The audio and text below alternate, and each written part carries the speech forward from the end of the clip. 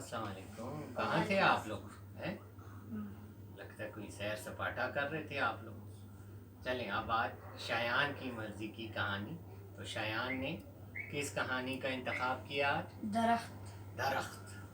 दरख्त क्या है? दरख्त जानदार होते हैं कि बेजान होते हैं? शान पे जानदार होते हैं, लेकिन वो बोलते नहीं हैं। लेकिन कहानी में ऐसे किरदार बनाए जाते हैं, बाज़ औक़ात किसी चीज़ों को, बेजान चीज़ों को, बाज़ औक़ात जानवरों को, कि उन किरदार की मदद से आप जो है वो मकसद हासिल किया जाता है। तो आज की जो कहानी का उन्वान है उसका नाम है दरख्त। तो दरख्त कितनी किस्म के होते हैं? बहुत किस्म के। यानी कुछ फलदार दरख्त होते हैं, कुछ फलदार दरख्तों के पता है आपको, और कुछ फूलों वाले होते हैं। फलदार दरख्त के नाम बताएं मुझे। सेब, आम, अंगूर। और फूल वाले दरख्तों के नाम बताएं। गुलाब, गेंदा, चंबेली, चंपा, कली। ये सारी आपकी जो है वो उर्दू की किताबों के नाम थे ना, फूलों के उस पर, तो ये आपको याद होना चाहिए। संदल, सूरजमुखी वगैरह। मेरा नाम दरख्त है। कहने को तो मैं एक दरख्त हूँ, लेकिन मेरे बहुत से नाम, इकसाम और बरादरियाँ हैं। दीगर चीज़ों की तरह मेरा वजूद भी कदीम ज़माने से चला आ रहा है। जब से ये दुनिया वजूद में आई, तब से मेरा वजूद भी इस दुनिया में। अल्लाह ताला ने हर चीज़ किसके लिए बनाई? इंसान के लिए बनाई। अल्लाह ताला ने कोई भी चीज़ दुनिया में बेकार नहीं बनाई।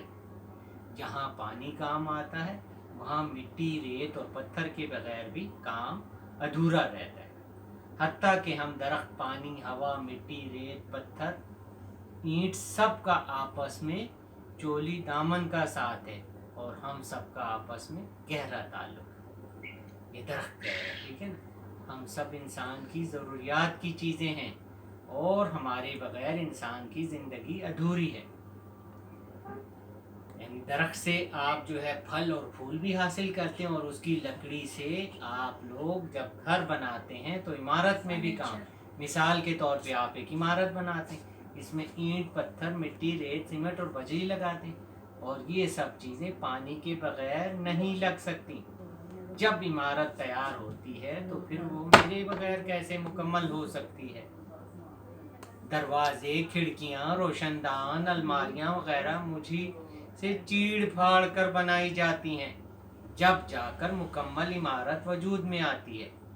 फिर इस इमारत के अंदर रहा तो सजावट की चीज़ें, मेज़, कुर्सी, पलंग, चरपाई, सोफे और अलमारी मेरे ही जिगर के टुकड़े टुकड़े करके बनाई जाती।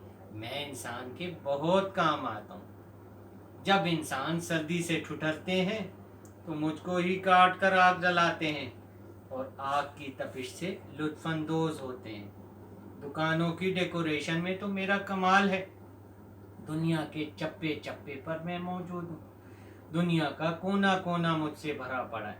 मगरिब हो या मशरिक, शुमाल हो या जनूब, सहरा हो या आबादी, जंगल हो या बस्ती, पस्ती हो या बुलंदी, ढलवान हो या मैदान, गर्ज में हर जगह बकसरत पाया जाता हूँ। मेरी कई इकसाम हैं। मैं फलदार भी हूँ, फूलदार भी हूँ, और बगैर फूल और फल के भी हूँ। मेरी चंद किस्में हैं: दियार, शीशम, शाहबलूत, सफ़ेदा, चीड़, बियार, बरी, खऊस, भकनू, रीठा वगैरह। फलदार में मेरी बहुत सी किस्में, जिसमें खुबानी, बादाम, अखरोट, आड़ू, अंजीर, सेब, आम, शहतूत, अनानास। फूलदार में गुलाब, चंबेली, गेंदा, चंपा कली, रात की रानी, मोतिया, फुलवारी, सात बरका, संदल और सूरजमुखी वगैरह। ये मेरी नस्ल के चश्मो चिराग हैं, जो खुशबू और खूबसूरती बखेरने में इंसान के बहुत काम आने वाली चीज़ों में शामिल हैं। मैं जहाँ पर हज़ारों मुरब्बा एकड़ रकबा पर मौजूद न हूँ, मैं दुनिया भर में जंगलात की सूरत में मौजूद हूँ, जहाँ तक ज़मीन की वसअत है। خصوصاً دیہات میں میری بہت قدر کی جاتی ہے۔ وہاں پر لوگ کچے مکان مجھ ہی سے بناتے ہیں اور میری لکڑی سے شتیر اور کڑیاں بناتے ہیں۔ سردیوں میں لوگ میرے اظہارے جو ہے زندگی بسر کرتے ہیں۔ اچھا، اس میں اور جو ہے درختوں کے اوپر آپ نے دیکھا کہ گھر بھی ہوتے ہیں، کس کے؟ پرندوں کا بھی مجھ پر بسیرا ہے، وہ مجھ پر گھونسلے بنا کر رہتی ہیں۔ بڑی بڑی عمارتیں، بڑی بڑی فیکٹریاں، ملیں اور کارخانے سب میرے ہی جسم کے حصے ہیں، اور انسان کی رہائش، آمدنی اور کمائی کا ذریعہ۔ وہ کون سی ایسی چیز ہے میری جس میں میرا دخل نہ ہو؟ چھوٹی چھوٹی جھاڑیاں، جھنڈ اور پودے بھی میرے ہی جگر، جو جوان ہو کر انسان کی خدمت کرتے ہیں۔ کہنے کو تو میں درخت ہوں، مگر میں اکیلا نہیں، میرے اور بھی بھائی دنیا کے کونے پر ہر جگہ موجود ہیں۔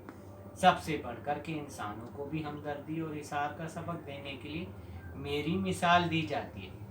اس لیے مجھے انسان کی زبان پر یہ شعر بہت ہی، اپنی تو یہ مثال ہے جیسے کوئی درخت اوروں کو چھاؤں دے خود دھوپ میں جلے۔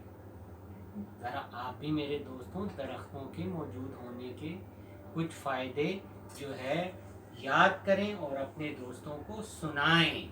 دیکھا درخت کس طرح جو ہے یعنی کہ ہم سب کے لیے کتنا فائدہ مند ہے، تو اسی طرح انسان کو بھی دوسروں کے لیے فائدہ مند ہونا چاہیے۔